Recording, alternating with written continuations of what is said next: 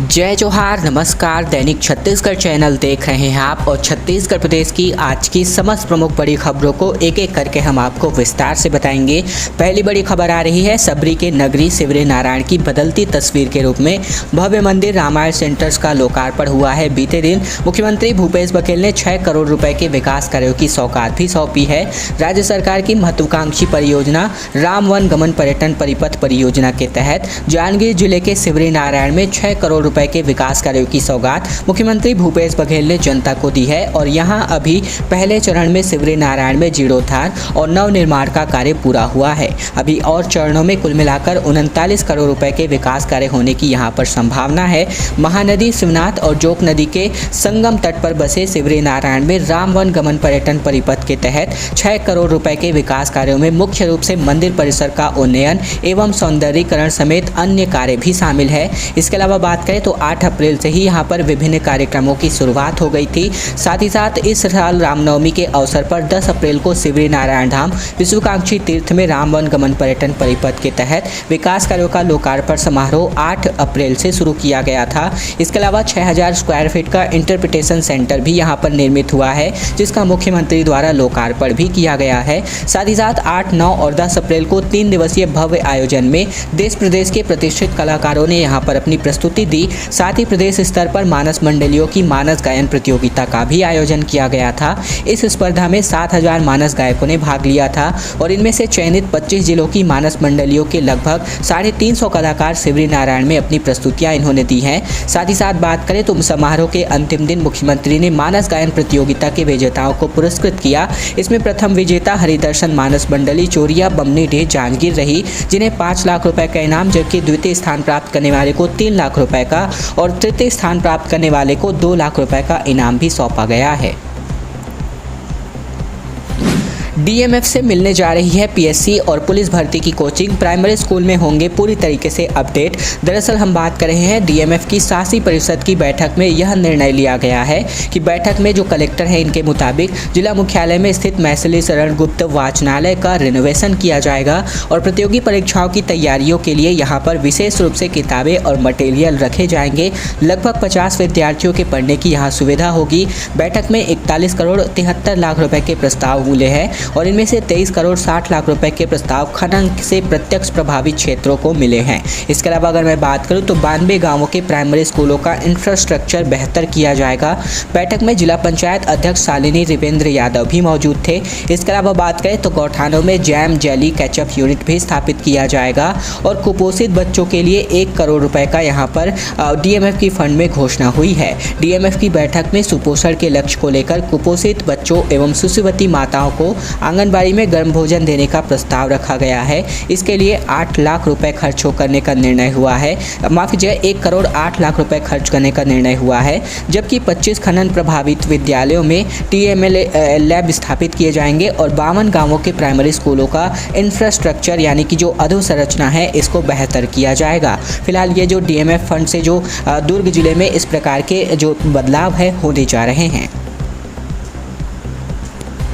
छत्तीसगढ़ में अंधड़ वाला मौसम आजकल दिखाई देने लग रहा है। बलौदाबाजार, महासमुंद, गरियाबंद और कोंडागांव में अगले 4 घंटे में धूल भरी आंधी की संभावना व्यक्त की गई थी, जो कि यहां पर हुई भी है। इसके अलावा रायपुर में बूंदाबांदी एक बार फिर से हुई है। लगातार बीते कुछ दिनों से छत्तीसगढ़ के मौसम में विभिन्न प्रकार के बदलाव देखने को मिल रहे हैं, जिसके बारे में हम आपको लगातार अपडेट भी दे रहे हैं। इसी कड़ी में छत्तीसगढ़ में पिछले 1 सप्ताह से बना अंधड़ वाला मौसम अब भी जारी रहा है। मौसम विभाग ने अगले 4 घंटों के लिए बीते शाम को 4-5 जिलों में अंधड़ उठने की संभावना जताई थी और इन जिलों में आकाशीय बिजली गिरने की भी आशंकाएं बन रही थी। इधर रायपुर में गरज चमक के साथ हल्की बूंदाबांदी भी हो चुकी है, जिससे राजधानी का मौसम थोड़ा सा ठंडा भी हुआ है।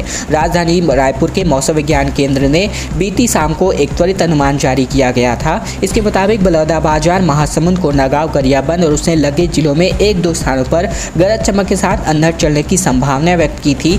कहीं कहीं पर ये संभावना संभावना सटीक जाहिर हुई है। इसके अलावा आकाशीय बिजली गिरने की भी संभावना जताई गई थी। दोस्तों हम आपको बात करें तो जो त्वरित अनुमान जारी किए जाते हैं वो सेम टाइम पर आपको दे पाना लगभग असंभव टाइप का होता है, तो इसीलिए आप तक सूचनाएं पहुंचने में थोड़ी सी देर हो जाती है त्वरित अनुमान के बारे में अगर मैं बात करूं तो। इसके अलावा बात करें तो सोमवार को भी बस्तर में बरसात हुई। इसके अलावा बात करें तो उत्तर छत्तीसगढ़ में ग्रीष्म लहर अब भी जारी रहेगी और 1-2 पैकेट में ग्रीष्म लहर जैसी स्थिति बनने की शुरुआत होने की संभावना भी उत्तर छत्तीसगढ़ में बताई जा रही है। 120 झुग्गियां जलने के बाद का दर्द हम आपको दिखाने जा रहे हैं। पति के इलाज के लिए किसी ने कर्ज रख रखे थे तो किसी ने अपने बेटियों की शादी के लिए कर्ज रख रखे थे। गर्मी में तपती राख में लोग अब बैठे हुए हैं। दरअसल हम बात कर रहे हैं, जैसा कि मैंने बीते दिन आपको न्यूज़ में बताया था कि लगभग 100 जो बस्तियां हैं वो आग के चपेट में आने की वजह से जल गई थी, पूरी तरीके से राख हो गई हैं। और अब जो पूरी तरीके से सटीक जानकारी सामने आ रही है जिसके मुताबिक 120 झुग्गी बस्तियां पूरी तरीके से जलकर खाक हो गई हैं। भिलाई के कैंप 2 सूर्यनगर बस्ती में शनिवार दोपहर लगी आग में 120 झुग्गियां जल गई। लोग अपनी अपनी जान बचाकर भागे और उनके पास इतना भी समय नहीं था कि वो अपनी जमा पूंजी और जरूरी कागजात ले पाएं। जान तो बच गई लेकिन उनके जीवन भर की कमाई इसी के माध्यम से खत्म हो गई। बचा है तो सिर्फ 10 बाई 10 का प्लॉट और उनके ऊपर राख का ढेर। इन पर कोई भी कब्जा न कर ले, इसके चलते लोग 40 डिग्री के तापमान में भी कड़ी धूप के नीचे लोग बैठे हुए हैं। उन्हें अपने जान तक की परवाह नहीं है। और अब बात कर रहे हैं, हमारी टीम ने जब यहाँ पर ग्राउंड रिपोर्ट की तो कई दर्द भरी सच्चाइयाँ भी सामने आई हैं और इनकी कहानियाँ सुनते सुनते वीडियो खत्म नहीं होगा। इसके अलावा बात करें तो आगजनी की इस घटना के बीच पिछले 24 घंटे से नेता, अधिकारी और समाज सेवी लगे हुए हैं। लोगों के खाने पीने और सोने की पूरी व्यवस्था की जिम्मेदारियां ली गई हैं। पुलिस विभाग के लोग एक एक आदमी से मिलकर नुकसान का पंचनामा तैयार कर रहे हैं और आग लगने का कारण भी पूछा जा रहा है। इसके अलावा विधायक देवेंद्र यादव, विधायक विद्यारतन भसीन, महापौर नीरज पाल, सांसद विजय बघेल को लेकर कलेक्टर, एसपी और कमिश्नर तक सभी लोगों ने मदद के लिए आगे हाथ बढ़ाने की जो यहाँ पर जो बातें हैं वो कही गई हैं। अब बात कर लेते हैं, अटल यूनिवर्सिटी की परीक्षाएं 25 अप्रैल से होने जा रही है। कॉलेजों से आज से सीट मिलेगी, घर बैठे देना होगा एग्जाम। शहीद नंद कुमार पटेल विश्वविद्यालय रायगढ़ के लिए भी स्टूडेंट्स इसमें शामिल होने जा रहे हैं। दरअसल हम बात कर रहे हैं बिलासपुर में अटल बिहारी वाजपेयी यूनिवर्सिटी की परीक्षा विभाग ने ऑनलाइन एग्जाम की घोषणा के बाद अब टाइम टेबल भी जारी कर दिया है और ये बीते 2 दिन से जारी हुआ है। साथ ही साथ परीक्षाएं अब 25 अप्रैल से लेकर के 7 मई तक चलने जा रही हैं। पेपर ऑनलाइन मिलेगा और स्टूडेंट्स को अपने घरों से ही पर्चा हल करेंगे और उन्हें आंसर शीट कॉलेजों से मिलने जा रही है। परीक्षा में तकरीबन 1,56,907 स्टूडेंट्स शामिल होंगे। राज्य शासन ने ऑनलाइन ब्लाइंडेड मोड पर यहां पर कॉलेजों की परीक्षा लेने का आदेश जारी किया है। अटल यूनिवर्सिटी ने एग्जाम के लिए नई समय सारणी भी घोषित कर दी है। पहले मुख्य परीक्षाएं ऑफलाइन मोड में 19 अप्रैल लेने की तैयारी की गई थी, लेकिन अब इसको बढ़ा करके लगभग बात करें तो अब 25 अप्रैल से परीक्षाएं होने जा रही हैं। इसके अलावा बात करें तो एडमिट कार्ड जो है वेबसाइट पर अपलोड होगा। मैं ये नहीं समझ पा रहा हूँ कि वेबसाइट जो यूनिवर्सिटी प्रबंधन है इन्होंने 10 अप्रैल को जो यहाँ पर एडमिट कार्ड है इसको डाउनलोड करने की बातें कह रखी थी अपने सूचना के माध्यम से, लेकिन जैसे कि मैंने वेबसाइट पर चेक किया लेकिन कोई भी अपडेट एडमिट कार्ड को लेकर के यूनिवर्सिटी की वेबसाइट पर फिलहाल उपलब्ध नहीं हो पा रहा है। तो ये यूनिवर्सिटी प्रबंधन को इस पर ज़रूर ध्यान देना चाहिए। और अब बढ़ती महंगाई को लेकर खबर, दर बढ़ती महंगाई को लेकर, क्योंकि 2 साल में खाने का तेल 119%, तो वहीं पेट्रोल डीजल 40% तक महंगा हुआ है। इधर कर्मचारी संगठन महंगाई भत्ते की मांग को लेकर के सड़कों पर उतर आए हैं। पिछले कुछ दिनों से लगातार महंगाई पर बहस चल रही है। पेट्रोल, डीजल और गैस सिलेंडर के महंगे होने के बाद अब राशन, इलेक्ट्रॉनिक गुड्स और दवाइयों की कीमतें भी बढ़ गई हैं। 1 अप्रैल से लगभग सभी दवाइयाँ 10% महंगी हो गई हैं। एक तरफ महंगाई लगातार बढ़ती जा रही है तो वहीं दूसरी तरफ कई सरकारी संगठन महंगाई भत्ते की डिमांड को लेकर एक सड़कों पर उतर आए हैं। पिछले 2 साल में महंगाई भत्ता 5% बढ़ा है और इसे लेकर तकरीबन 16 से ज़्यादा संगठन रायपुर में ही धरना प्रदर्शन कर रहे हैं। उधर चैम्बर ऑफ कॉमर्स की एक स्टडी के मुताबिक निजी क्षेत्र में नौकरी करने वालों की सैलरी कोरोना काल में तो नहीं बढ़ी, अलबत्ता नौकरियां उल्टा कम हो गई। इसके अलावा पिछले साल सैलरी में कुछ बढ़ोतरी की गई, लेकिन वो महज मामूली सैलरी में बढ़ोतरी थी, इससे कुछ होने होने वाला तो है नहीं और इस महंगाई के कारण मिडिल क्लास के घर का बजट काफ़ी हद तक बिगड़ गया है। प्राइवेट कंपनियों में सैलरी पहले से ही कम हो गई है और साथ ही साथ बात करें तो कर्मचारी संगठन, जो सरकारी कर्मचारी संगठन है, लगातार यहाँ पर अपना प्रदर्शन कर रहे हैं कि महंगाई भत्ता को बढ़ाया जाए और वेतनमान भी इनको पुराना मिल रहा है। छत्तीसगढ़ तृतीय कर्मचारी संघ के प्रांतीय प्रवक्ता विजय झा ने बताया कि 2019 से लेकर 2022 में महंगाई लगभग दोगुनी हो गई है, लेकिन राज्य के 5 लाख से ज़्यादा कर्मचारी आज भी पुराने वेतनमान और भत्ते पर ही काम कर रहे हैं। और बीते दिन हुए भव्य आयोजन के बारे में बात करें रामनवमी की, तो बिलासपुर में शोभा यात्रा को निकलने में लग गए काफ़ी घंटे। जय श्री राम के जयघोष से गूंज उठा था पूरा का पूरा शहर। बिलासपुर में राम जन्मोत्सव का और पूरा शहर जय श्री राम के जयकारे से गूंज उठा। शाम को वेंकटेश मंदिर से शोभा यात्रा निकाली गई, जिसमें शहरवासियों ने बढ़ चढ़ कर हिस्सा लिया।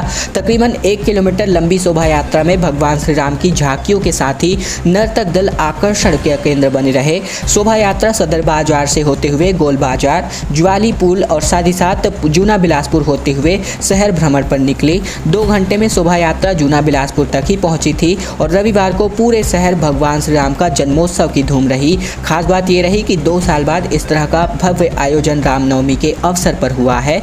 इसके अलावा बीते हिंदू नववर्ष को भी कुछ इसी प्रकार के आयोजन देखने को मिले थे। मंदिरों के साथ ही सिम्स चौक स्थित वेंकटेश मंदिर में भी सुबह विधिवत पूजन अर्चना हुआ, अभिषेक हुआ और भगवान का श्रृंगार नए वस्त्रों के लिए किया गया। साथ ही साथ भगवा में पूरा का पूरा शहर हो गया था। जगह जगह पर स्वागत हुआ, लोगों ने आरतियां उतारी। राम दरबार और भक्त हनुमान की जीवंत झांकियां भी देखने को मिली। जगह जगह पर हनुमान चालीसा का पाठ भी होता रहा। जगह जगह पर प्रसाद और शरबत से यहाँ पर रामनवमी के जो श्रद्धालुगण हैं, इनका भी स्वागत किया जा रहा था। धमतरी में हाथी के हमले में 3 लोगों की मौत हो गई है, जबकि 2 दिन से इनका उत्पात जारी है। ग्रामीण काफ़ी ज़्यादा दहशत में आ गए हैं। छत्तीसगढ़ के धमतरी जिले में एक बार फिर से हाथी लोगों की जान लेने पर उतारू हो गया है। 2 दिनों में जारी उत्पात में 3 लोगों की मौत हो गई है और मृतकों में 2 महिला 1 पुरुष का नाम भी शामिल है। इधर खबर मिलते ही वन विभाग के कर्मचारी अलर्ट मोड पर हैं। जानकारी के अनुसार उड़ीसा से भटक कर आए दंतैल हाथियों का दल ने उत्पात मचा रखा है। यहाँ सीतानदी टाइगर रिजर्व इलाके के जामा कोना में बात करें तो जंगल में 3 लोगों की कुचलकर मौत के घाट उतार दिया गया है इन हाथियों के द्वारा। इसके अलावा दंतैल हाथी के हमले से ग्रामीणों में जबरदस्त दहशत है। ट्रेनें अगर नहीं मिलती हैं तो ट्रेनों को ही रोकेंगे। रायपुर से लेकर जगदलपुर रेल की मांग कर रहे आंदोलनकारियों ने चेतावनी दी है। 12 अप्रैल को 173 किलोमीटर पैदल चलकर बस्तर पहुंचने जा रहे हैं। छत्तीसगढ़ के बस्तर में 73 समाज के लोगों ने राजधानी रायपुर को जगदलपुर से रेल मार्ग के माध्यम से जोड़ने के लिए रेल पदयात्रा पर निकले हुए हैं। अंतागढ़ से निकले इस पदयात्रा का 8वां दिन रहा बीते दिन। ऐसे में 8वें दिन यह पदयात्रा बस्तर जिले में प्रवेश कर चुकी है। रेल रोको आंदोलन का नेतृत्व कर रहे बस्तर चैम्बर ऑफ कॉमर्स के अध्यक्ष मनीष शर्मा के मुताबिक पदयात्रा इस आंदोलन का एक पहला चरण है। यदि मांगे पूरी नहीं होती हैं तो दूसरे चरण में रेल को रोका जाएगा।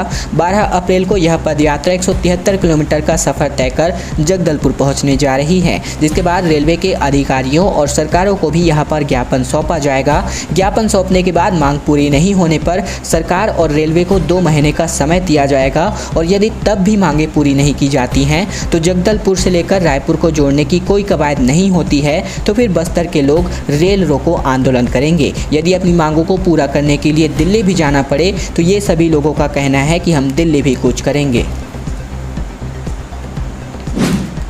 दोस्तों अंतिम बड़ी खबर है, रायपुर में 18+ को लगेगा बूस्टर डोज। जी हाँ, ध्यान दीजिएगा, ये बूस्टर डोज है और इसके लिए आपको पैसे देने पड़ेंगे।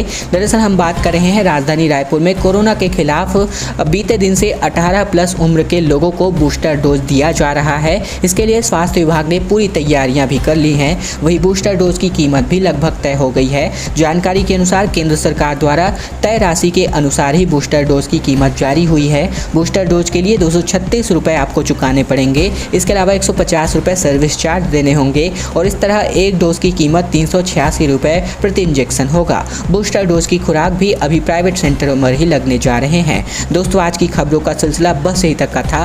वीडियो पसंद आए तो नीचे लाइक बटन है जिसे दबाकर इस वीडियो को आपको बहुत ही छोटा सा लाइक करना है। नीचे लाल कलर का सब्सक्राइब बटन दिया है जिसे दबाकर चैनल को सब्सक्राइब करना है ताकि प्रतिदिन की महत्वपूर्ण खबरें छत्तीसगढ़ समाचार बिना किसी रुकावट रोजाना हम आप तक पहुंचा सके।